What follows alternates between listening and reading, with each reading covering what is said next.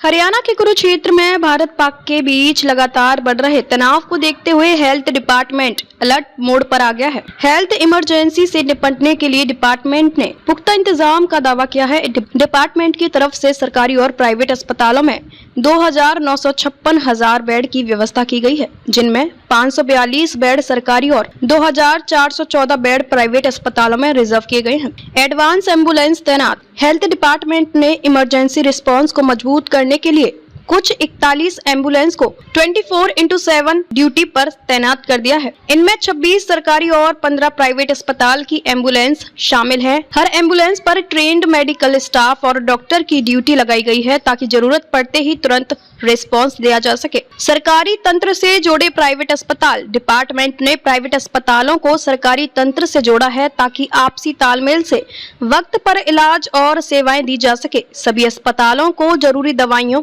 जीवन रक्षक उपकरणों और ऑक्सीजन सप्लाई की पर्याप्त व्यवस्था सुनिश्चित करने के निर्देश दिए हैं। किसी भी तरह की किल्लत से बचने के लिए स्टाफ की निगरानी लगातार की जा रही है। आईएमए ने बनाई team. Indian medical association IMA से जुड़े डॉक्टरों के साथ हाई लेवल की मीटिंग कर रणनीति बनाई है। इसके तहत जिले में आईएमए के डॉक्टरों ने 15 मेंबर की टीम बनाई है। ये टीम सरकार के निर्देश पर देश में कहीं जाकर मेडिकल सुविधा देगी। हर हालात पर नजर रखने के लिए कंट्रोल रूम में रिपोर्टिंग की जाएगी।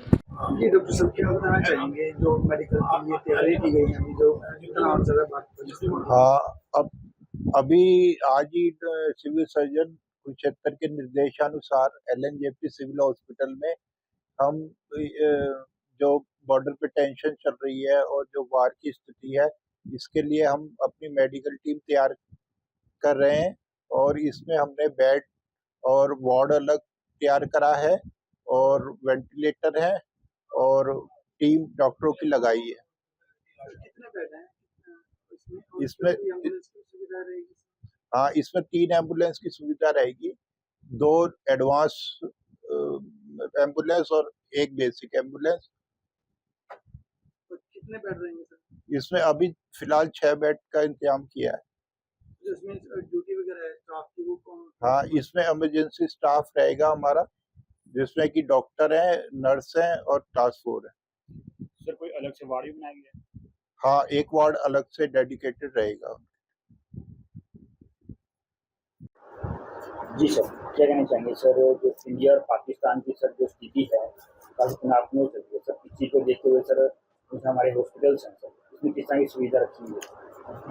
मैं बताना चाहूँगा कि सुबह हमारी 12 बजे के करीब डीसी मैडम ने की अध्यक्षता में एक मीटिंग हुई थी और 3 बजे एसीएस हेल्थ के अध्यक्षता में एक वीडियो कॉन्फ्रेंस मीटिंग हुई थी। उसमें जैसे हमारे को निर्देश मिले हैं उस हिसाब से हमारी तैयारियां पूरी हैं। मैं सबसे पहले एम्बुलेंस की स्थिति में आपको बताना चाहता हूँ। हमारे पास गवर्नमेंट की 26 एम्बुलेंस और प्राइवेट हॉस्पिटल में 15 एम्बुलेंस है, जो कि जैसे एसीएस सर ने बोला है सभी को हम प्राइवेट एम्बुलेंसेज को भी 112 से कनेक्ट कर रहे हैं। जो इनका टोल फ्री नंबर है एम्बुलेंस की कॉल के लिए 112 से सभी को कनेक्ट कर रहे हैं। टोटल 41 एम्बुलेंस 112 से कनेक्ट होंगी, ताकि कोई किसी भी इमरजेंसी स्थिति में कोई भी एम्बुलेंस कहीं भी जा सकती है। इसके साथ साथ जहाँ तक हॉस्पिटल में बेड्स की अवेलेबिलिटी, पूरा हमारे गवर्नमेंट सेटअप में 200 बेड एलएनजेपी हॉस्पिटल में, 100 बेड एसडीएच साहबाद में, 50 बेड एसडीएच टेवा में और जितने सीएचसी और पीएचसी कुल मिला के हमारे पास गवर्नमेंट सेटअप में 542 बेड अभी अवेलेबल हैं। जहाँ तक प्राइवेट हॉस्पिटल की बात करें तो 2414 बेड प्राइवेट हॉस्पिटल में हमने जो उनको लाइन अप कर लिया गया है। सभी प्राइवेट हॉस्पिटल से टाई अप कर लिया गया है। आईएमए की एक हमारी कमेटी, हमने आईएमए से बात करके उन्होंने एक डॉक्टर्स की कमेटी बनाई है, वो हमारे से शेयर कर ली गई है और आईएमए से हमारी मीटिंग भी हो चुकी है। प्राइवेट हॉस्पिटल भी इसमें हमारे को पूरा कोऑपरेट करेंगे और हमारे पास मेडिसिन लॉजिस्टिक्स अभी बहुत ज़्यादा काफ़ी मात्रा में अवेलेबल है, जितनी हमारे को ज़रूरत है। इसके अलावा जो भी ज़रूरत पड़ेगी हमारे को ईडीएल की लिस्ट वेयर हाउस से भी हम मेडिसिन ले सकते हैं, लोकल परचेज भी कर सकते हैं।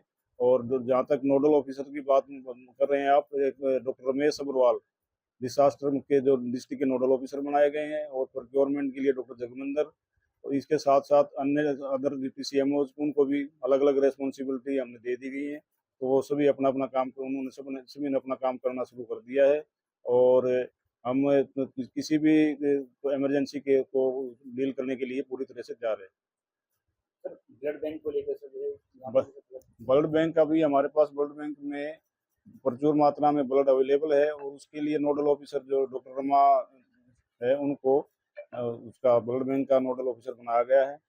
साथ तो हमारे को ऊपर से जो डायरेक्शन मिली हमारे पास एम्प्टी ब्लड बैग्स भी लगभग 1000 के करीब हैं, क्योंकि अब कहीं भी अगर जरूरत पड़ती है हम तुरंत डोनर्स को बुला के उनको ब्लड डोनेट करके कहीं पर भी ब्लड भेज सकते हैं। सर इसके अलावा कोई दूसरे इमरजेंसी में जो डॉक्टर्स रहते हैं कोई आपका अलग से कोई पैनल कोई वार्ड बनाया गया है यहाँ पे? अभी हमारे पास से जैसे अ, जो खाली जगह तो ऐसे कम है एलएनजेपी में, फिर भी लगभग 200 बेड हमारे पास हैं। फिर भी अगर जरूरत पड़े तो हम दूसरी जगह भी अब अवेलेबल करवा सकते हैं। जैसे एलएन इसमें शाहबाद में वहाँ पे पेशेंट का लोड कम है, अगर यहाँ पेशेंट ज़्यादा आते हैं तो वहाँ पे हम शाहबाद में और पे वहाँ पे पेशेंट शिफ्ट कर सकते हैं। जी सर। जहाँ तक सेपरेट वार्ड की आप बात कर रहे हो, एलएनजेपी में ही हमारा जो आईसीयू के साथ में एक बेड है, वो वार्ड है, वहाँ पे 6 बेड का एक सेपरेट वार्ड 6 बेड हम रिजर्व कर दिए हैं। कोई भी इमरजेंसी अगर वहाँ आती है एकदम अगर ज़्यादा मरीज आते हैं तो हम वहाँ पे रखेंगे उनको। सर वेंटिलेटर आपके हाँ, वेंटिलेटर हमारे लगभग 25 वेंटिलेटर फंक्शनल है।